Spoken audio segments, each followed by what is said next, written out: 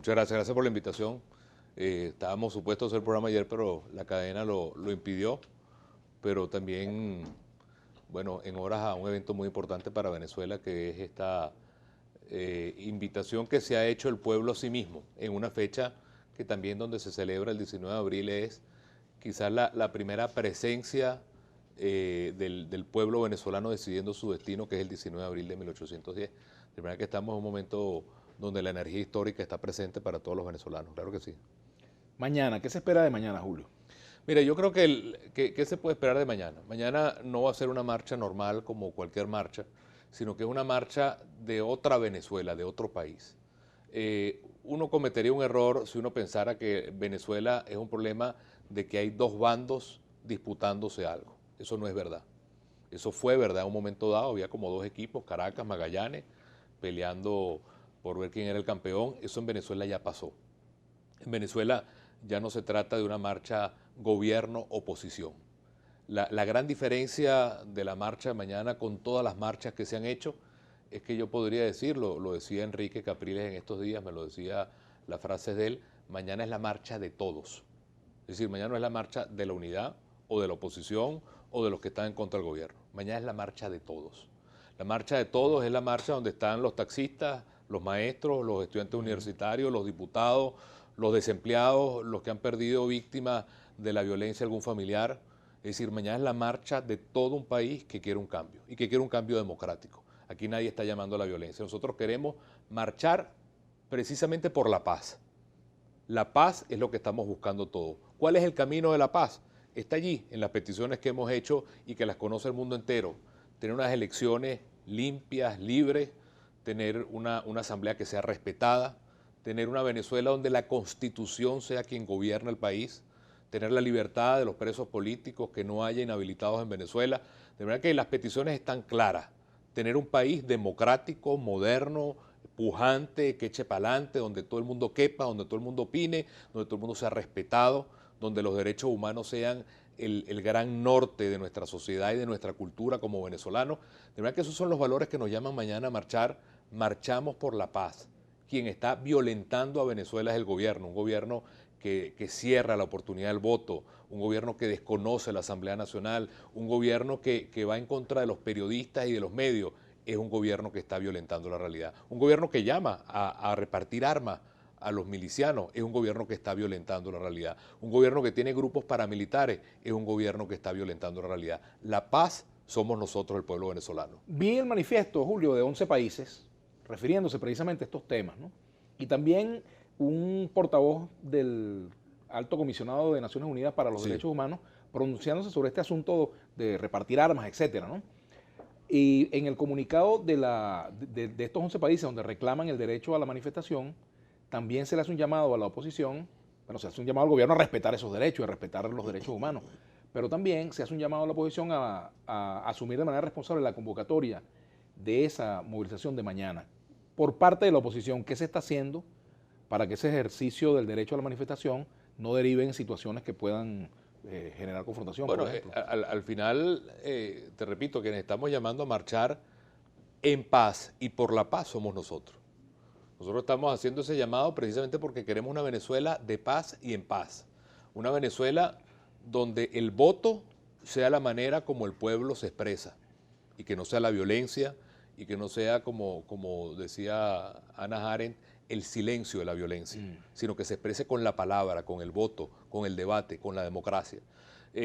Todos los líderes y todos los dirigentes hemos hecho llamados a que la marcha es en paz. Hemos llamado a condenar los destrozos que puedan haberse dado. Pero repito, el origen de la violencia es un gobierno que impide que el país se exprese. A una persona tú le tapas los ojos, los oídos, la boca, lo asfixias, esa persona reacciona. Esa persona hoy es el pueblo venezolano.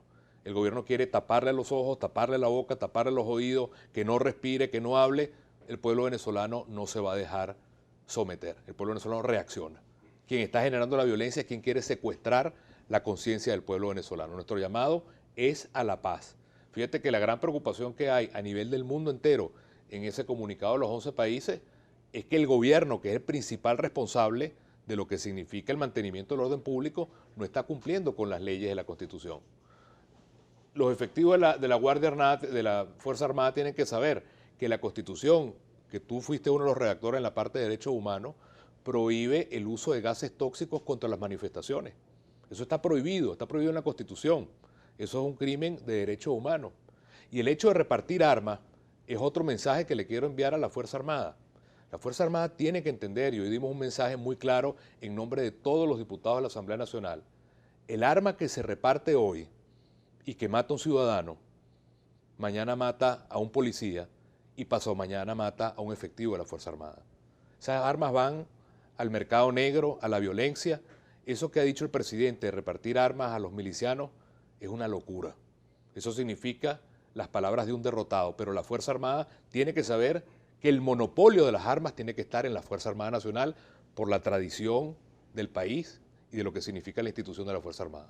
Tenemos que hacer una pausa. Al regreso, continuaremos conversando con el presidente de la Asamblea Nacional, diputado. Bueno, y continuamos con Julio Borges, presidente de la Asamblea Nacional. Julio, hoy ustedes en la Asamblea Nacional tomaron un conjunto de decisiones, pero también escucharon al padre de los morochos Sánchez, que sí, fueron privados de libertad sí, el día de ayer y que creo que iban a ser trasladados a Tocorón, ¿no? Sí. No, es un caso lamentable, Emir. Gracias por preguntarlo desde el punto de vista humano. Los morochos Sánchez, como ya el país los conoce, son unos activistas de Primero Justicia, unos muchachos jóvenes, tienen 22 años, son estudiantes de Ciencias Políticas en la Universidad Central de Venezuela y son del equipo de Caracas, trabajan de la mano de Tomás Guanipa y de un momento a otro se los llevaron presos, no se sabía dónde estaban, desaparecieron. Inmediatamente nosotros pusimos la denuncia en la fiscalía y la fiscal de turno aceptó nuestra denuncia de desaparición forzosa. Ya en ese momento sospechábamos que era algo hecho para montar esta olla que se ha montado. Horas después se le empezó a hacer presión a Tarek William Saab para que él como defensor del pueblo empezara a averiguar sobre el caso de estos muchachos desaparecidos. Se trata de hacer una audiencia y en esa audiencia se tiene el primer contacto con ellos y ahí es donde ellos cuentan que en el SEBIN fueron torturados. ¿En qué consistió la tortura? Que como bien la conoces tú, está en la Constitución, tú fuiste redactor de la parte de Derechos Humanos, ojo, con Tarek William Saab, claro. porque en esa época Primero Justicia, que era una ONG, teníamos una alianza de ONG y llevamos la parte de Derechos Humanos que hoy... A la comisión, él era el presidente y yo era vicepresidente. Que ustedes pusieron en la comisión, pero toda esa parte de Derechos Humanos nació de la sociedad civil y de lo que ustedes estaban encargados como Derechos Humanos. Bueno, la tortura no es solamente el trato cruel y inhumano físico que ellos sufrieron porque estuvieron amarrados casi 48 horas de las manos a un tubo, sino que también les pusieron bolsas en la cabeza, los amenazaron con que iban a matar a su familia, a su novia, a sus hermanos. Esa presión llevaba, esto es contado por ellos, a que ellos hicieran una confesión en la cual implicaban, imagínense ustedes, a José Guerra, que el país lo conoce, a Tomás Guanipa y a María Albert Barrios, 3 diputados de Caracas de Primera Justicia, como los terroristas de lo que está sucediendo en Venezuela. Yo quiero recordar al gobierno una cosa, en Venezuela no es, como dice el gobierno ahorita por el Canal 8, que se quiere dar un golpe de Estado. En Venezuela el gobierno dio un golpe de Estado. Y toda la reacción mundial y de calle que hay ahora es porque el gobierno dio un golpe de Estado. Entonces, eso es importante que no nos olvidemos que es al revés. El país se está defendiendo de un gobierno que se salió de la Constitución. Y en este caso, los dos hermanos Sánchez fueron, en este caso, torturados.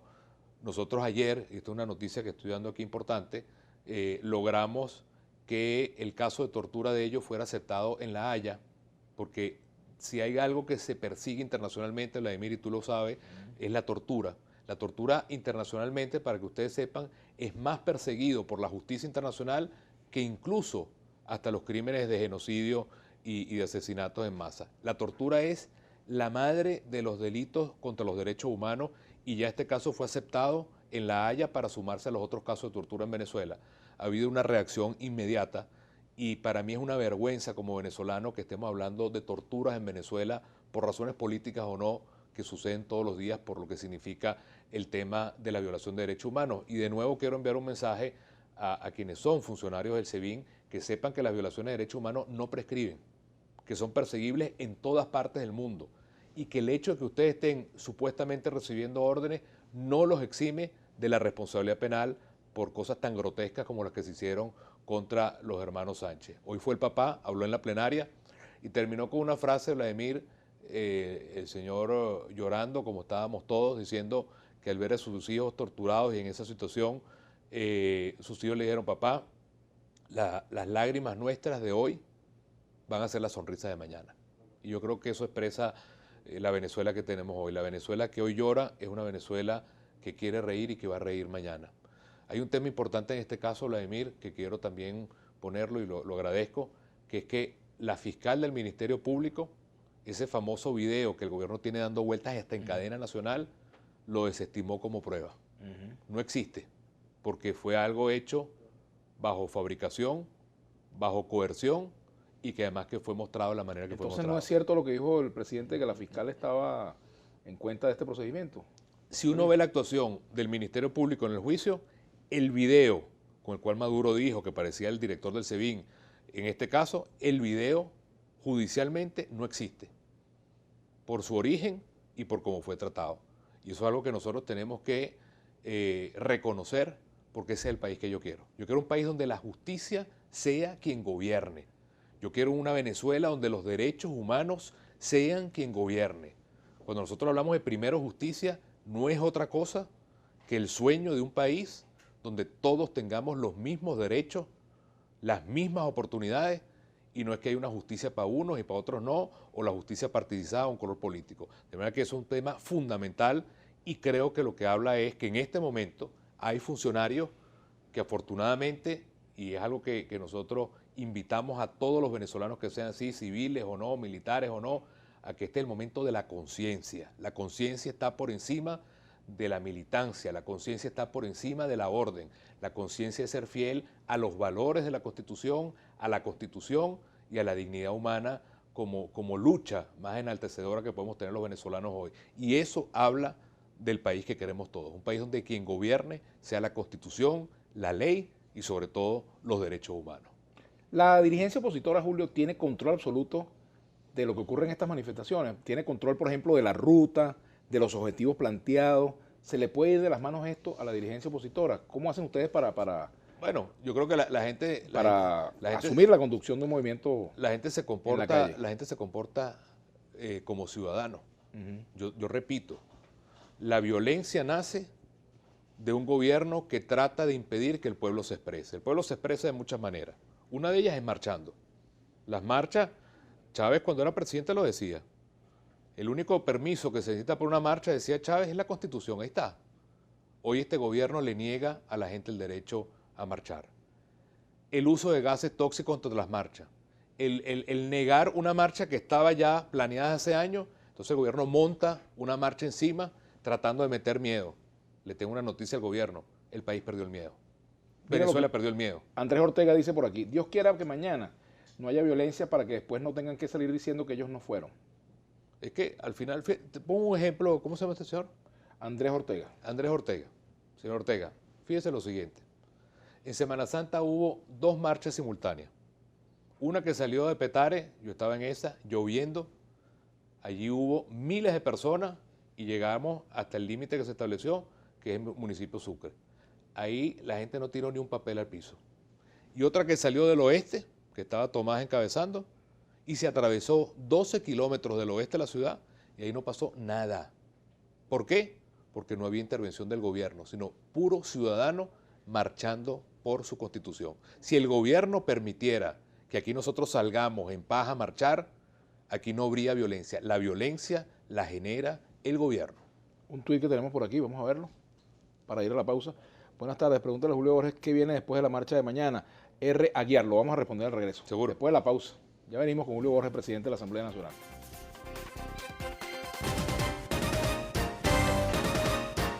Bueno, continuamos con Julio Borges, presidente de la Asamblea Nacional, diputado de Primero Justicia, coordinador de esta organización. Tiene tu cinta amarilla ahí. Sí, aquí está. Bueno, tenemos un tuit pendiente. Sí, ¿Qué viene Aguiar después de la marcha de mañana? Pregunta R. Aguiar. Mira, la marcha de mañana es una demostración de la voluntad y de la determinación del pueblo venezolano. ¿Qué busca esa marcha? Mostrar, como decía antes, en esa frase que dice Enrique Capriles, que mañana es la marcha de todos, que no es la marcha de la unidad, que no es la marcha de la oposición, es la marcha de todos los venezolanos que quieren constitución, es la marcha de todos los venezolanos que quieren democracia, es la marcha de todos los venezolanos que quieren voto, es la marcha de los venezolanos que quieren derechos humanos, es la marcha de esa mayoría, diríamos, unánime que quiere un país distinto. Ahora, ¿qué hace esa marcha?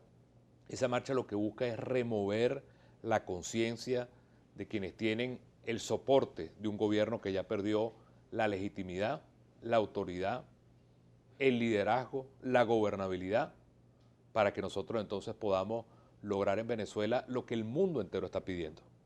Por el mes en que estamos, Julio, por el mes en el cual estamos, el mes de abril, ronda el fantasma del 11 de abril. ¿Puede repetirse una cosa como esta? Mira, yo creo que lejos de eso, las demandas son muy claras. Cuando sucedieron los eventos de abril, hay un video que el gobierno siempre pone de nosotros de Primero Justicia, donde nosotros dijimos una cosa en aquella época que era absolutamente válida, que era, vayamos a unas elecciones generales y renunciemos todos al cargo. Eso lo dijimos antes del 11 de abril. Era válido y sigue siendo válido. En aquella época nadie llamaba elecciones como lo hicimos nosotros en aquella oportunidad y como lo hacemos ahora. La gran diferencia es que ahorita hay unanimidad mundial de que no la crisis, el caos venezolano solamente puede tener una solución si vamos a un proceso limpio, general, con condiciones, con observación internacional, sin presos políticos, sin inhabilitados, para que el país sea el que tome la decisión. Un gobierno que ha venido impidiendo las elecciones, que impide que la asamblea funcione, que impide que los medios cumplan su función también social, que quiere reprimir con la violencia, es un gobierno que ya perdió la capacidad de gobernar. Fíjate, pero hay factores en la oposición que hasta dicen que no quieren elecciones, que lo que quieren es que el presidente Maduro se vaya. O sea, que nada de diálogo, nada de negociar elecciones. O sea, hay un, sobre todo en las redes, pues uno ve que hay un movimiento en torno a esa política. Eso ¿no? es totalmente comprensible, porque en la medida en que la gente siente que el gobierno está cerrado a todo, la gente obviamente se radicaliza más. Bueno, eso es comprensible, pero hay una constitución también, que tiene unas pautas. Por supuesto, pero quien ha violado la Constitución ha sido el gobierno. Y en la medida en que el gobierno es el que viola la Constitución, en la medida en que el gobierno se burla de los venezolanos violando la Constitución, en la medida en que el gobierno está fuera de la Constitución, la gente lo que está es radicalizándose para que se cumpla la Constitución. Es decir, hay algo que no podemos perder de vista. Bueno, hay una Constitución y de lo que se trata es de que se cumpla, ¿no? La marcha de mañana... Las elecciones están en la Constitución. Obviamente, la marcha de mañana es para que en Venezuela gobierne la Constitución. No un Maduro que dijo en cadena hace 2 días que él tenía superpoderes para gobernar. Yo no sé dónde lo sacó. Que por cierto, Julio, es bueno hacer una precisión porque mucha gente me cuestiona cuando yo hablo de diálogo. Y resulta que las elecciones, las que están previstas en la Constitución, bueno, las elecciones son una forma de diálogo. O sea, claro, una expresión del diálogo social. El pueblo vota y habla a través del voto. Eso es así. Es una de las maneras que tiene de hablar. 20 millones de venezolanos expresándose a través del voto es el mejor diálogo que puede tener el país, el voto. Porque ahí hablan todos. Hablan incluso los militares que pueden votar. Hablan los jóvenes, hablan los viejos, hablan los de la provincia, hablan los del gobierno, pero hablamos todos. Fíjate, Julio, hay un país que piensa distinto a ti, que es el país chavista. Yo no sé qué porcentaje representa, hoy no sé qué porcentaje pueda tener en unas elecciones. Tuvo una representación parlamentaria en las últimas elecciones que ganó la oposición, pero en todo caso es un país que existe, que está ahí, que no puede ser ignorado.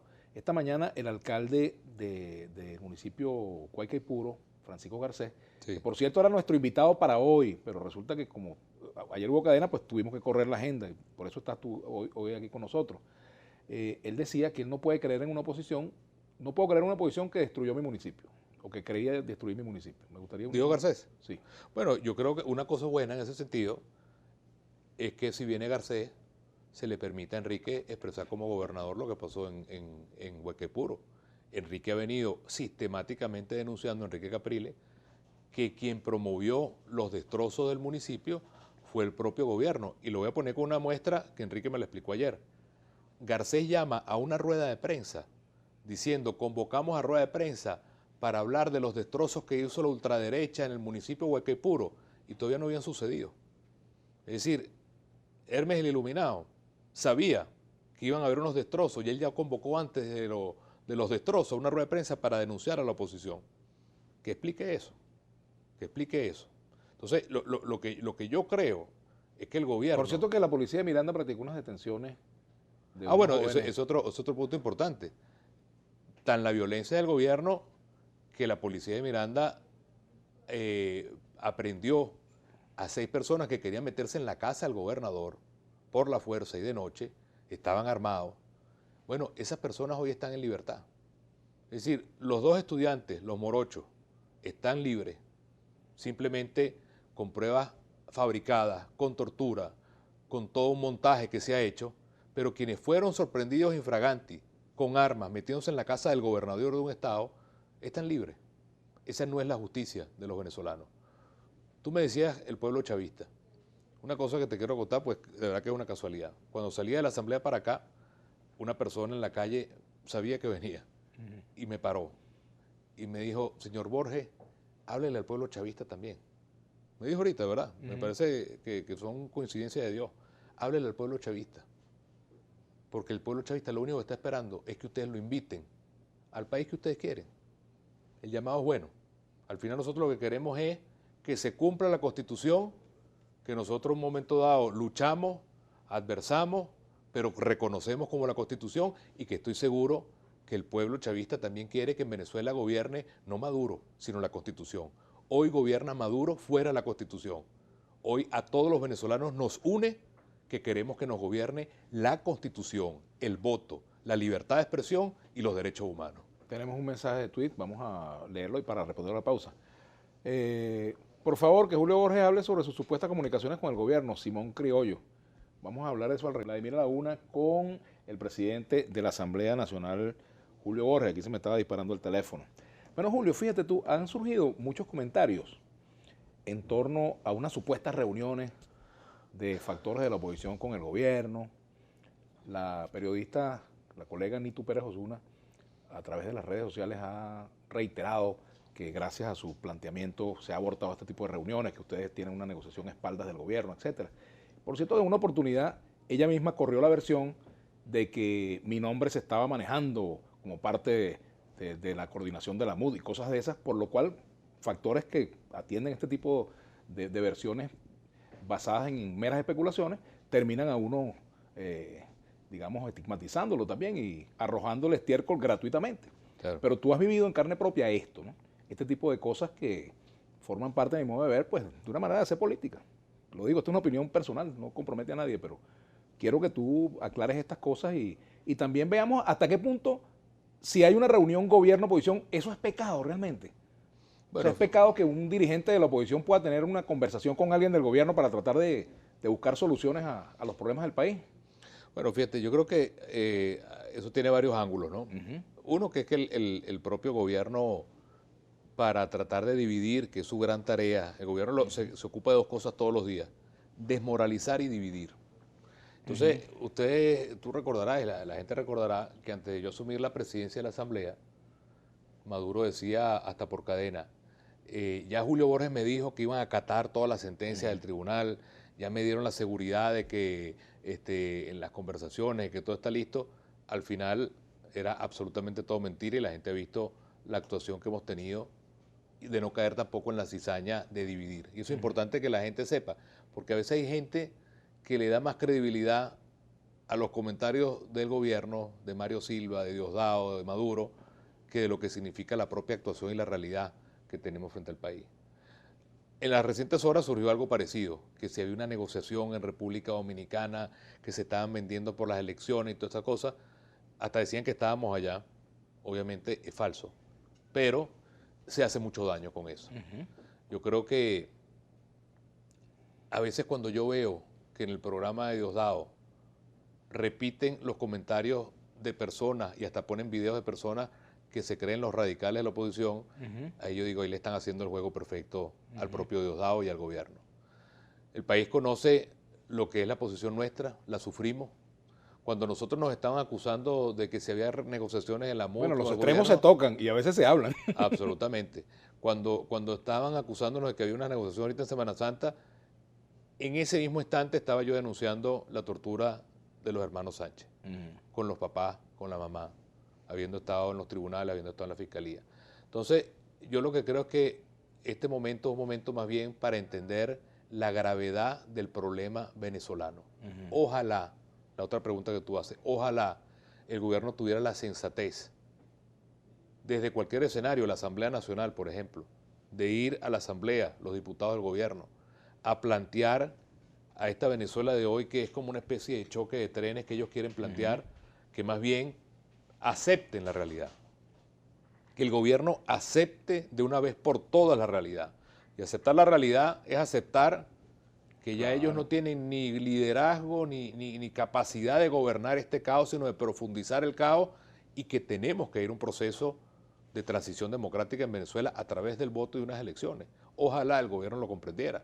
El gobierno, cada momento que se cierra más, como decíamos antes, está haciendo más bien que la gente se radicalice más a que no acepte nada. Y ahí el gobierno tiene que entender que el mundo entero está pendiente de lo que está sucediendo en Venezuela, y son ellos los que están destruyendo su propio futuro político o su propia capacidad para ellos mismos ayudar a construir una solución democrática en el país. Esa es la realidad de hoy. Ahora fíjate, todo deriva hacia las fórmulas que están en la Constitución. Lógicamente. Y para que esto se concrete, tiene que haber alguna forma de conversación, de diálogo. Yo creo que eso tiene que ser así. O sea, aquí convocar unas elecciones sin diálogo previo, sin una conversación previa, yo no lo veo fácil, ¿no? Sí, pero fíjate tú en esto, Vladimir. El gobierno ha tenido muchas oportunidades de poder darle al país una solución a este caos que estamos viviendo, a este caos de hambre, de violencia, de golpe de Estado. Y el gobierno lo que ha hecho es burlarse, no solamente del pueblo venezolano, no solamente de los dirigentes de la unidad, hasta del Papa se han burlado. Si nosotros retomamos la carta del cardenal Parolín, que es el canciller del Papa, de diciembre del año pasado, ahí está todo. ¿Qué decía el Papa? El gobierno venezolano se comprometió a un nuevo CNE, a unas elecciones con un cronograma electoral entero, a un mecanismo para liberar a los presos políticos, a un respeto a la Constitución y a la Asamblea Nacional. ¿Se cumplió algo de eso? Nada. Entonces, ¿qué siente el país que nos está viendo? Que el gobierno no tiene palabra, que no tiene credibilidad, que no le interesa, sino, como dijiste tú al principio, el diálogo cazabobo, no el diálogo real, que debería ser el diálogo de 20 millones de personas votando, que es el único diálogo que va a recomponer este rompecabezas que tenemos en Venezuela hoy, y que es el motivo de lucha para que la gente salga mañana a marchar. Que por cierto, chicos, antes de irnos a la pausa, decir que muchas de las personas que estigmatizan incluso hasta el llamado a elecciones, algunas son hasta precandidatas o precandidatos, ¿no? Y eso, bueno, a mí me parece bien. Bueno, a veces se trata de hacer política de la antipolítica, pero yo lo que creo es en la política en la calle, con la gente, con el sufrimiento de la gente, traduciendo el corazón de la gente y construyendo siempre soluciones. Un tuit para irnos a la pausa, Julio. Bueno, continuamos con el presidente de la Asamblea Nacional, diputado Julio Borges. Vamos a ver qué nos dice. ¿Qué pasaría si en la marcha el nuevo ejército de Maduro se opone con nuestra protesta pacífica? ¿Quién garantiza la seguridad? Egner Eliezer. Y por aquí me dice también Julio, recuerda, Vladimir, que las milicias no están contempladas en la Constitución, dice Miguel Castillo, pero por aquí me dicen también que creen que las milicias deben... El ciudadano Jaime, fíjate lo que dice, la milicia bolivariana fue creada como parte de la defensa de la soberanía de Venezuela y salir a defender esa soberanía con palos de coba. Fíjate, hay un tema muy importante. Y esta mañana mandamos un mensaje a la Fuerza Armada Nacional con todos los diputados de la Asamblea Nacional acompañándonos. Ese mensaje, ¿qué habla? Habla de que la Fuerza Armada tiene que pertenecer a todos los venezolanos y que la Fuerza Armada tiene que ser leal e incondicional, no a una persona o a un proyecto político o a un partido, sino a la Constitución y al pueblo venezolano. Que la Fuerza Armada tiene que en este momento saber que su motivo, su razón de ser, es ser los guardianes de la Constitución, para que el pueblo se exprese con libertad. Una Fuerza Armada no puede permitir que haya grupos paramilitares armados. Como dije al inicio, grupos paramilitares armados hoy matan a un ciudadano, mañana matan a un policía, pero pasado mañana van contra la Fuerza Armada también. El monopolio de las armas es de la Fuerza Armada. No podemos permitir grupos paramilitares armados y mucho menos que atenten contra el pueblo venezolano. La esencia de la Fuerza Armada es esa. Permitir grupos paramilitares va contra la esencia de la Fuerza Armada y se le va a devolver a la propia Fuerza Armada, y eso es algo que ellos en conciencia tienen que tener con toda la seriedad en este momento. La Fuerza Armada tampoco puede ser el cerco para impedir que el pueblo venezolano proteste porque se cumpla la Constitución. El gobierno nos pinta como enemigos. Quiere pintar a diputados como Tomás Guanipa o José Guerra o María Albert Barrios o cualquiera como terroristas, cuando aquí lo que estamos pidiendo es voto. Estamos pidiendo respeto a los derechos humanos. Estamos pidiendo respeto a la Constitución. Estamos pidiendo un canal humanitario para que entren medicinas y comidas a Venezuela, porque la corrupción ha hecho que se roben todo el dinero y las medicinas y la comida del pueblo. De manera que la Fuerza Armada, en este momento, nuestro llamado es a democracia, a un gobierno que se salió de la Constitución, entremos todos en la Constitución y entremos todos por el voto. No hay fórmula que pueda solucionar el problema venezolano que no sea el voto, permitiendo que todos los venezolanos voten y se expresen. Cuando esta persona expresa que quién nos garantiza la seguridad, le digo algo, señor, es al revés. Estamos marchando porque no hay seguridad. Estamos marchando porque en Venezuela no hay leyes. Estamos marchando porque en Venezuela no hay constitución. Estamos marchando porque en Venezuela no hay garantía. Por eso, mañana tenemos que salir a marchar por la búsqueda como ciudadanos de un país donde haya democracia, haya progreso, haya oportunidades, haya derechos humanos, y ese es el testimonio que tenemos que dar. ¿Que estamos corriendo riesgos? Siempre. El mismo riesgo que corremos todos los días cuando salimos a la calle y caemos en manos del AMPA o de la arbitrariedad o del abuso. No es distinto a eso. Bien vale la pena, Venezuela, salir con determinación a decir que lucharemos para tener un país libre, democrático y donde quien gobierne sea la Constitución y no simplemente alguien fuera de la Constitución, como está pasando en este momento. Ayer Diosdado Cabello decía que la oposición no va a entrar a Caracas y que tiene 50.000 motorizados que van a... Bueno, le tengo una noticia de Diosdado. No es que la oposición no va a entrar en Caracas. Caracas es de oposición. Este ataque contra Tomás Guanipa es precisamente porque es líder de Caracas. Le tengo otro mensaje de Diosdado Cabello. La oposición es Caracas. En las elecciones de la Asamblea Nacional le dimos una pela al oficialismo allá. La gente votó por la unidad. De manera que ya entramos, ya somos. La marcha de mañana es la marcha de todos. No es la marcha de la unidad, es la marcha de todo el pueblo que quiere cambio, que quiere un país distinto, que quiere un país decente, que quiere un país donde nosotros podamos progresar, nuestros hijos crecer, donde se respete realmente el derecho que tenemos todos a tener un país distinto y un país mejor. De manera que esa es la noticia. Nosotros no nos van a amedrentar ni con miedo ni con sobredosis de amenaza. Aquí hay un pueblo que tomó una decisión. Esa decisión se llama libertad. Y así como nuestro ejército liberó a 5 países con los libertadores, el pueblo venezolano el 19 de abril tomó también la determinación de ser un país libre, y eso es algo que nada ni nadie va a impedir que se materialice, porque Venezuela es un país libre, decidió ser libre, va a ser libre y va a lograr la libertad. El cambio lo va a construir toda esa Venezuela que quiere ser libre y que merece ser libre y que tiene el derecho a ser libre. Héctor Pérez, a empleados que se niegan a asistir mañana a la marcha en defensa de Maduro le dicen que deben explicar negativa por escrito. Pero es que todos obligados, están trayendo grupos del interior, están trayendo autobuses del interior, están obligando a los empleados públicos a venir, están contratando motos desde todas partes de Venezuela para venir. Es la irrealidad para meterse coba ellos mismos de que tienen apoyo popular, cuando el país lo que quiere es expresarse como se ha expresado a favor de un cambio. Repito, esta no es la marcha del gobierno y la oposición, es el pueblo entero diciendo ya basta. Tenemos derecho a un cambio, tenemos derecho a un cambio que está en la Constitución. No nos roben el futuro. Aquí dice Leterio Garufi, el país está al borde de una guerra civil, se le fue de las manos tanto al gobierno como a la oposición. ¿Tú crees eso?